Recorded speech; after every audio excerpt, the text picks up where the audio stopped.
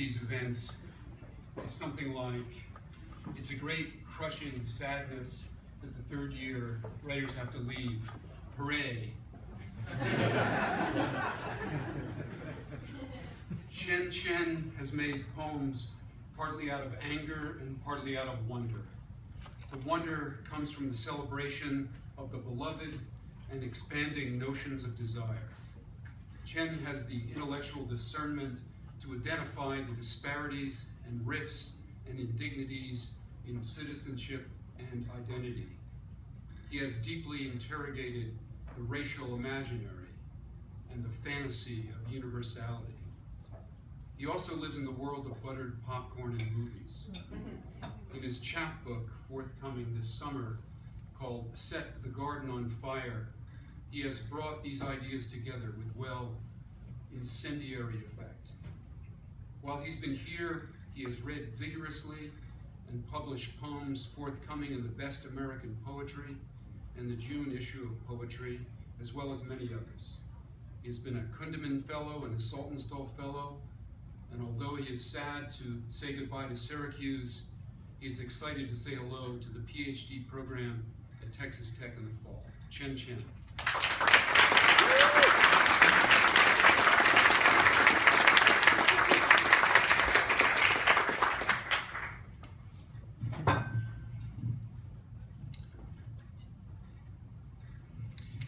Okay, wow.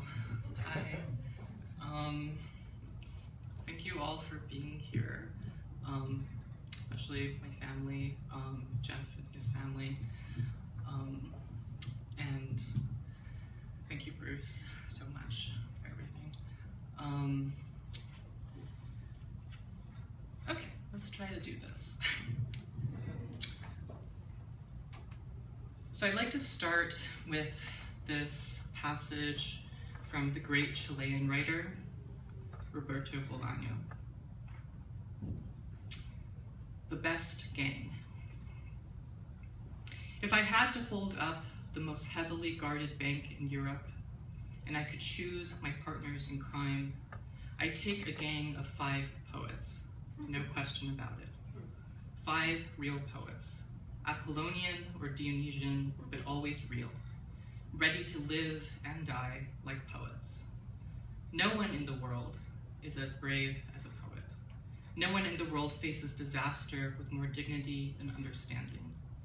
They may seem weak, these readers of Guido Cavalcanti and Arnaud Daniel, these readers of the deserter Archilochus who picked his way across a field of bones.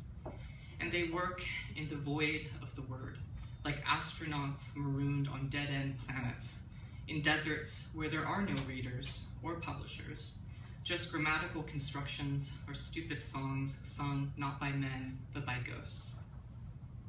In the guild of writers, they're the greatest and least sought-after jewel.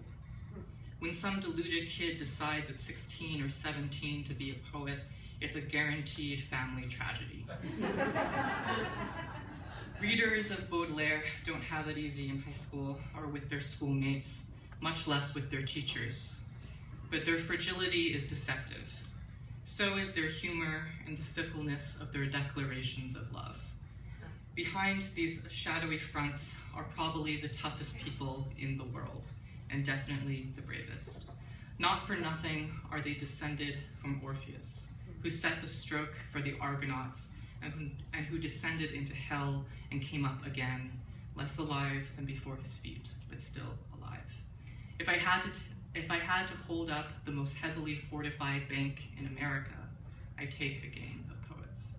The attempt would probably end in disaster, but it would be beautiful. So that's to all the poets, fellow poets in the room, and also, just anyone who tries to do this. Okay, some poems.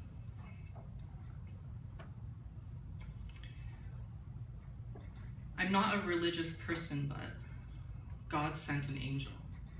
One of his least qualified, though. Fluent only in, let me get back to you. The angel sounded like me, early 20s, unpaid interning. Proficient in fetching coffee, sending super vague emails. It got so bad, God personally had to speak to me. This was annoying because I'm not a religious person.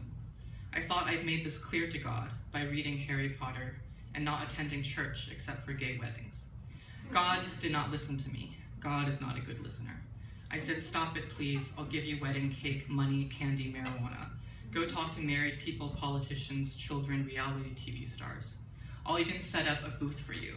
Then everyone who wants to talk to you can do so without the stuffy house of worship, the stuffier middlemen, and the football blimps that accidentally intercept prayers on their way to heaven. I'll keep the booth decorations simple but attractive.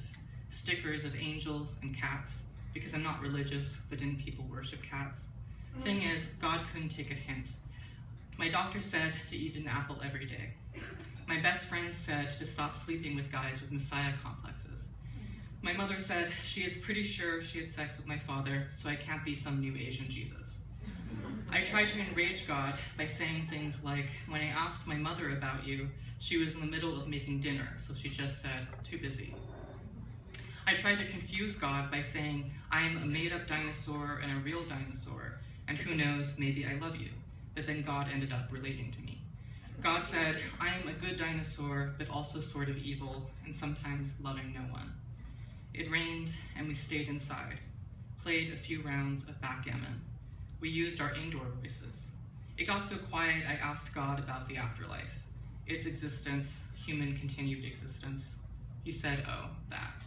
Then sent his angel again, who said, I never heard from God or his rookie angel after that. I miss them. Like creatures I made up or found in a book, then got to know a bit.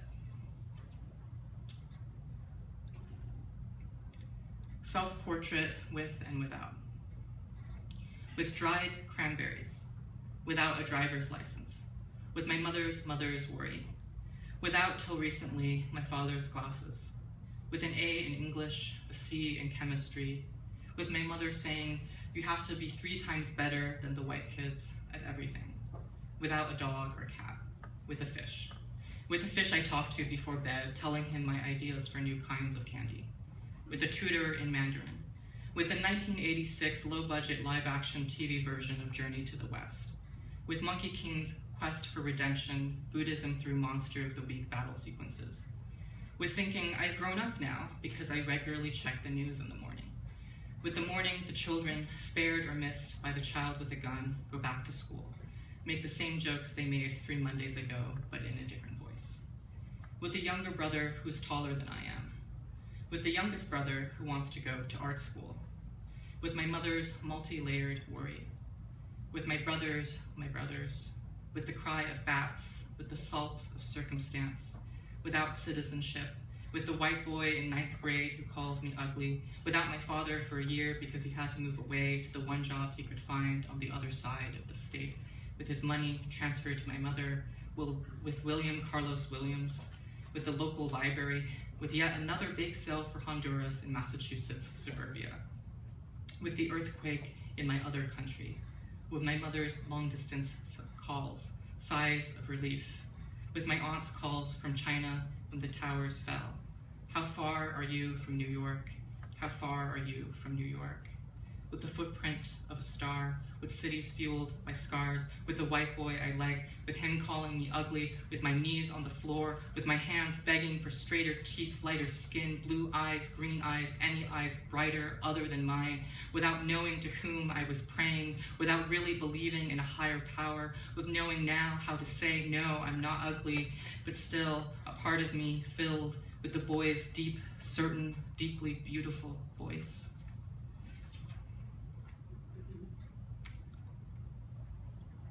For I will undo what was done undone to me. I pledge allegiance to the already fallen snow and to the snow now falling, to the old snow and the new, to foot and paw entire prints in the snow, both young and aging, the deep and shallow marks left on cold streets, our long misbegotten manuscripts. I pledge allegiance to the weather report that promises more snow plus freezing rain, though I would minus the pluvial and plus the multitude of messages pressed muddy into the perfectly mutable snow. I have faith in the report that goes on to read. By the end of the week, there will be an increased storm-related illegibility of the asphalt and concrete and brick. For I pledge betrayal to the fantasy of ever reading anything completely. For I will undo what was done, undone to me, to be brought into a patterned world of weathers and reports. And thus I pledge allegiance to the always partial, the always translated, the always never of knowing who's walking around, what's being left behind, the signs, the cries, the breadcrumbs, and the blood, the toenails and armpit hair of our trying and failing to speak our specks of here to the everywhere. Dirty snow of my weary city, I ask you to tell me a story about your life, and you tell me you've left for another country, but forgot your suitcase. At the airport, they told you not to worry. All your things have already been sent to your new place by your 9th grade teacher, the only nice one. And the weather where your true love is governed by principles or persons you can't name, imagine. Is that good or bad?